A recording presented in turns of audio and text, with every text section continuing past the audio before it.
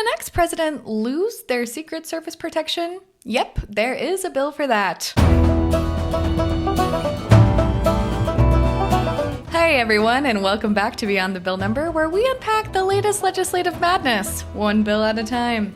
I'm Sarah, and today we are diving into something that sounds like a plot twist from a political thriller: how the DISGRACED Act could rewrite executive protection in ways that we've never seen before. Steven's here with me to break it all down. Hi, Steven. Hi. Before we dive in, what does protection of presidents look like in other places of the world? So we can just kind of ground ourselves with how the US does things. Yeah, I mean, I certainly feel that the US is quite different from other countries in this, and there are various reasons for that. So, if you listen to like the presidential debates and all the conversations now, all the candidates for president are desperate to try and prove how normal they are, and saying, "Look, this is my background. I'm just a normal person." And yet, as soon as they become president, all of a sudden they're elevated to this grand status where they have these motorcades and these Secret Service people running alongside, and all of these entourage and the private planes. You know, Air Force One is immense, right?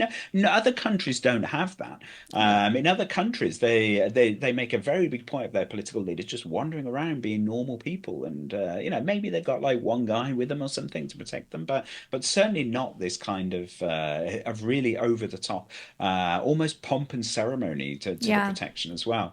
I think one of the reasons is because the president in the United States is obviously the head of state. Now, in other countries, you'll often have a different head of state. So certainly in the United Kingdom, of course, we have a king, and so we do all the pomp and ceremony and the pageantry and the crazy looking guards and so on, mounted horses and all of that. We do all that for the king, and that's fine. And so our political leaders then almost deliberately don't do that, because the last thing they want to do is to be seen to be trying to detract from the king in any way. So it means our political leaders can just be ordinary people and live in relatively ordinary lives. Yeah. I always think that's funny. I also think that there is a fair point in the States where we have guns and lots of people that, as history have proved, want to hurt the president. And I mean, my husband's dad was actually in the motorcade when JFK was assassinated as a journalist. Wow, that is a yes, he was in the school book repository. You can Google him and see him testifying on C-SPAN about like the whole situation. Wow. But to some extent, I get it, because, we can't even send our kids to school with them feeling good. Like, the president is really a focus of a lot of negative feelings here, depending on who's in power and what's going on. And, with the Trump assassination attempt earlier this year, it seems like maybe it's a little crazy, but also maybe it's not. It's true that the United States is unusual, as we've said before, and it's not only about the sheer quantity of guns and the number of people who have them. It's the fact that people know how to use them. So you have such a large number of people who are trained in firearms, and if they want to shoot somebody, they're probably going to hit them. And so because of that, you need all these elaborate protections and things for your politicians. And there's a cultural element as well. There's Americans have been trying to kill their political leaders for centuries, and so it becomes this cultural thing. It's obviously a quite unpleasant cultural element, but it's there nonetheless. And so but the Secret Service, and we should mention, because the Secret Service is the most amazing organization when it comes to sort of protecting people. There's nothing like it on earth, I don't think. Yes. The skills they have are quite amazing, and you saw those on display obviously at the Trump assassination attempt as well, even though they didn't get everything completely right, of course. Yeah, afterwards, not before. But anyways, okay. So, Stephen, are we seriously talking about ex-presidents in prison losing their Secret Service protection? What is going on? Yeah, it's real. So Representative Benny Thompson introduced the Disgraced Former Protectees Act, and honestly, it does sound like something you'd hear in a courtroom drama. So imagine this: a former president is convicted of a felony and sent to prison. Poof! There goes their Secret Service detail. How are they going to deal with all the various people they run into in prison and so on? It is like the plot of a book. Yeah, I mean, no more taxpayer-funded bodyguards, but for a convicted felon, it kind of makes sense, but it also sounds incredibly wild. How did we even get here? Well, I mean, it all boils down to obviously the pretty unprecedented situation that we are currently in the United States. So the current law doesn't anticipate, that a convicted president would need 24/7 security while they're in prison. So the Disgraced Act actually fills that gap, of course it's not just for presidents. Any high-ranking official convicted of a felony would be in the same boat. But I mean, let's be real here. Even though it applies to any president, it is largely about former President Trump's possible prison future. Yes, the timing of it says everything about it.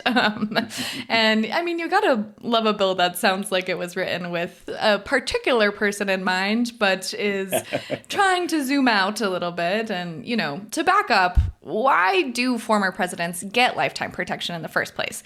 Well, good question. I mean, so it's basically about protecting a former president from threats. I mean, who's more of a target than someone who once held the nuclear codes? Plus, with the security threats are on the rise, as the sort of Secret Service statistics tell us, really. So the agents are basically glued to these folks for life. And I mean, one interesting point is at the moment, the Secret Service is protecting, I think, about 36 people full time, which is a huge number, actually, and much more than in the past. And the reason is there's just a lot more people to protect. And they say one of the reasons, interestingly, is that current political leadership is quite old. And the older people get, then the more kids and grandkids and great grandkids they have who also need protection. So the fact that the Secret Service, so they have had their budgets dramatically increased as well. And the fact they're protecting quite so many people is because both obviously former President Trump and the current President Biden are quite elderly. People are a lot more accessible now because of social media. And in the past, people kind of were able to be out in the world and maybe you'd hear about where they were the next day. Whereas now it's immediate and, you gotta be vigilant. We talked a little bit earlier about, what happens in other countries, and we don't have the fanfare necessarily in other countries when it comes to politicians, but lots of countries have controversial leaders, and are they offered lifetime protection? Is Boris Johnson walking around with the detail? No, well, actually, so some are and some aren't. So in the UK, for example, there's a risk assessment for each sort of former prime minister, and they get the protection that it's deemed they need. But it's generally only for a while, and it is reviewed periodically. There's no sort of expectation that any political leaders would have protection for life, really. I mean, obviously, when it comes to the royal family and so on, they do. And it's the same with France, really. They get a couple of police officers, maybe a car, but they certainly don't get a full-time detail. And Germany's the same, very low key and so on. So in the US, it's pretty unique actually about how this is handled. And as I said, I mean, it is to do with the prevalence of guns and this sort of cultural element that quite a few of your ex-presidents have either been assassinated or shot at. Yeah, and it's not just presidents. The Secret Service, they also protect heads of state, diplomats, VIPs. Pretty busy folks, those Secret Service people.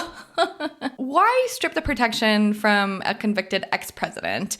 And do we really think that someone like that is suddenly safe from threats because they're in prison? Well, so supporters of the bill would argue that it's about principles and fiscal responsibility. So why should the taxpayers foot the bill for protecting someone who, let's be honest, has betrayed the public trust by landing themselves in prison? They say if you're doing time, you shouldn't get special treatment, even if you're a former president. Other prisoners aren't allowed to take bodyguards into prison with them. So why should a president get to do that?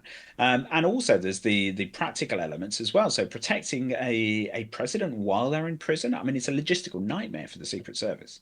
I mean, imagine trying to keep the Secret Service running around a prison yard, or who's going to volunteer for the detail to, head out to Rikers. Like, they'd effectively be doing time alongside whoever is in jail. And I mean, would the Secret Service be allowed to be armed? Do they get to wear armor? Like, what is going on? What's the opposition for the bill? Surely someone's got to be. Oh, yeah, absolutely. I mean, it's important to note, of course, this bill was introduced before the recent assassination attempt against President Trump. And that obviously sort of changed the whole tenor of the conversation, really. So critics like Republican Michael McCall are very concerned that like removing protection would put a former president in serious danger, particularly if you've got someone as polarizing as Donald Trump.